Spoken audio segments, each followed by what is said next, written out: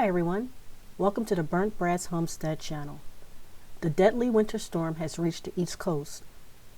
What started off as a mild, calm winter day quickly changed to rain, snow, freezing temperatures, and a power outage here on the homestead. The temperatures to start the day was about 50 degrees Fahrenheit, 10 degrees Celsius.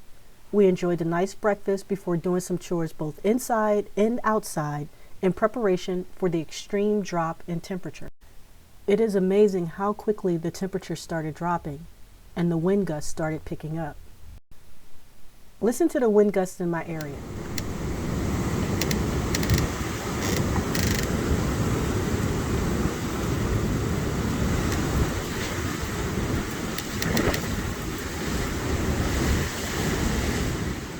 And this isn't even the strongest gust of wind.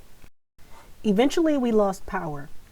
I tried using our utility company's mobile phone alerting system, but it too was offline.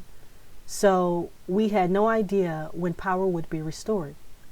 Therefore, we started making plans to prepare our dinner on the wood stove. We also went through our power outage routine, which includes sitting a water tote on the sink, conserving water usage, meal planning for cooking on the wood stove. My husband brought enough wood in the house even before the power went out.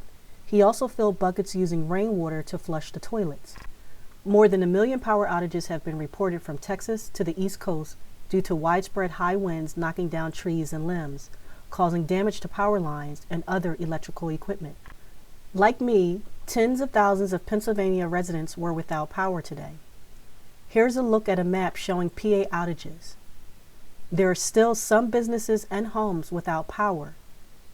On top of that, additional power outages were reported as of 6:30 p.m. Eastern Standard Time.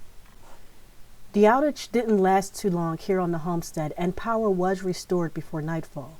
However, can you imagine being without power to heat your home when temperatures are expected to drop to about 7 degrees Fahrenheit, negative 14 degrees Celsius tonight, but feel more like 2 degrees Fahrenheit, negative 17 Celsius.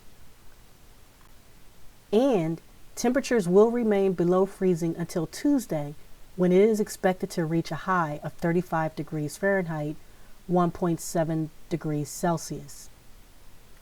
If you haven't already done so, consider watching my video on how to stay warm in the winter with little to no heat. Stay positive and continue to strive to be more self-sufficient, as 2023 looks to be like another rough year. If you enjoyed this video, please give it a thumbs up and share it with friends and family to help this channel to grow.